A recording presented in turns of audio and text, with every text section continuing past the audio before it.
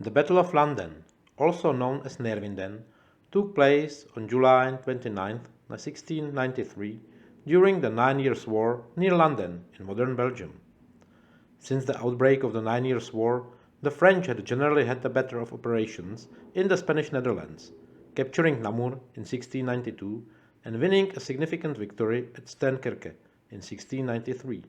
However, they had failed to achieve a decisive victory or split up the Grand Alliance, while attempts to restore James II had been ended by the Treaty of Limerick in 1691, followed by the Anglo-Dutch naval victory at La Hague in 1692. For the first time, the strategic situation seemed to be moving in favor of the Allies.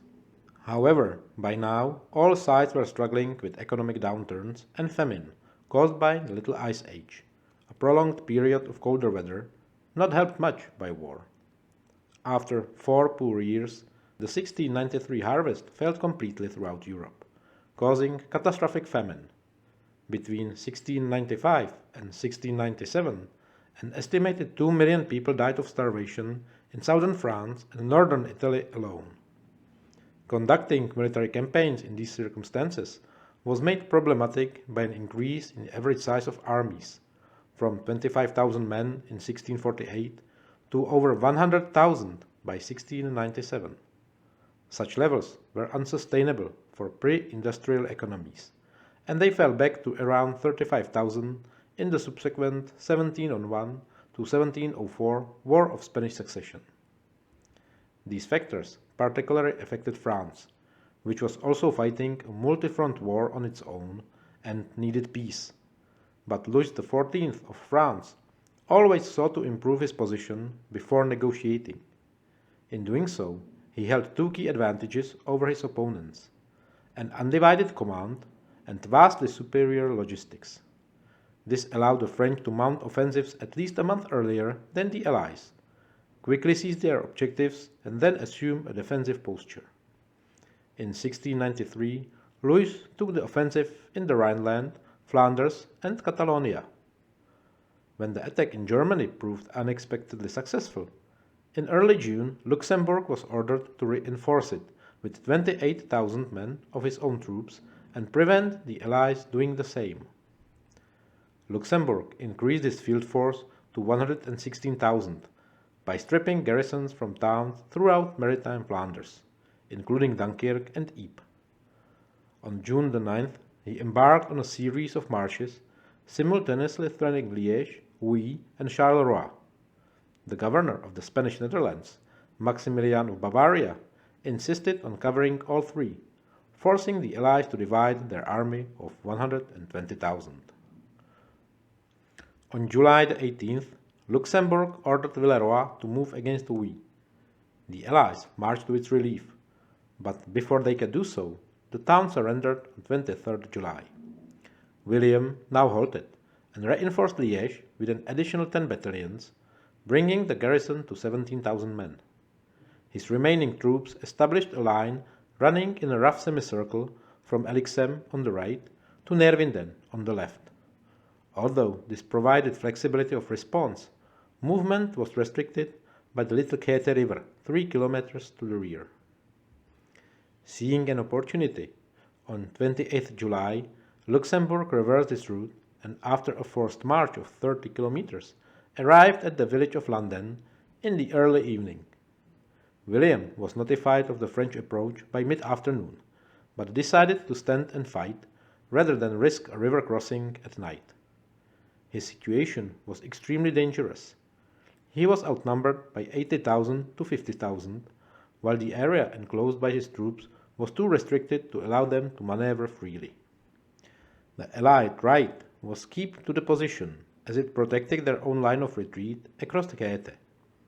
They constructed strong defenses anchored by the villages of Laar and Neerwinden.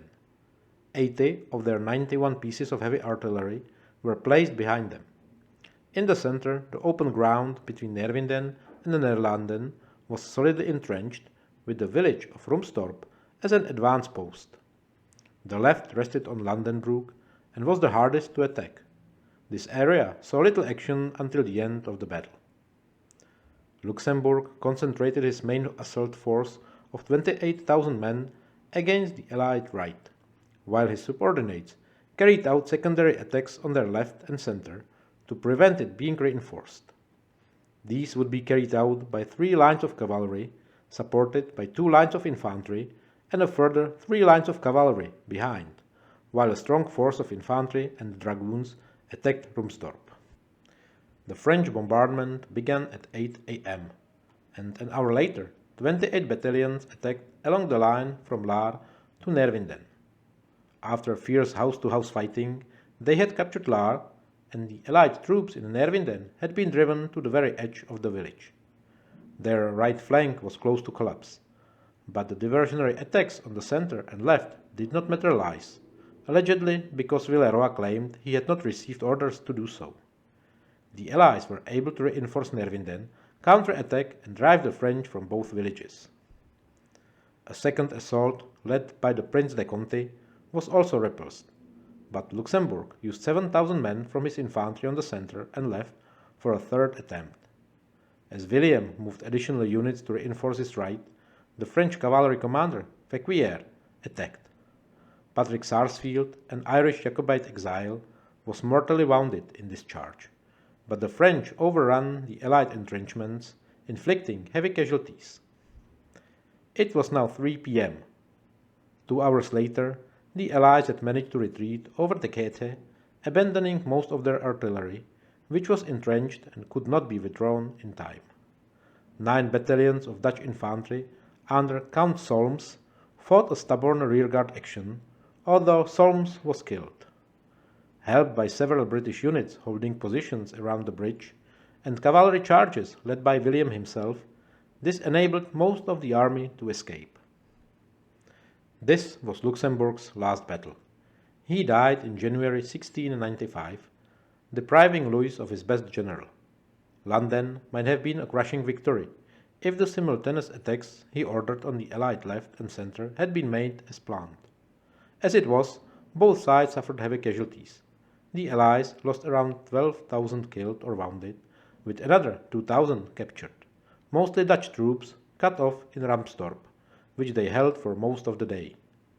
The French suffered over 10,000.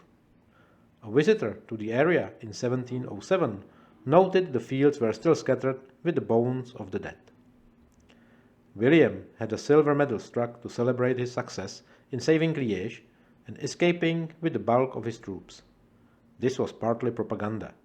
However, there was also some truth to the claim, since William had escaped possible disaster and was able to quickly replace his losses, leaving the French little to show for their hard-fought victory. Although Luxembourg has been criticized for failing to exploit his victory, his troops were exhausted, while the poor harvest of previous years meant a lack of forage for the horses and baggage train needed to pursue his opponents. The problem was so acute that capturing the Allied artillery proved a mixed blessing, as the French scarcely had sufficient horses to move their own. The offensive came to an end, although Charleroi was captured in October.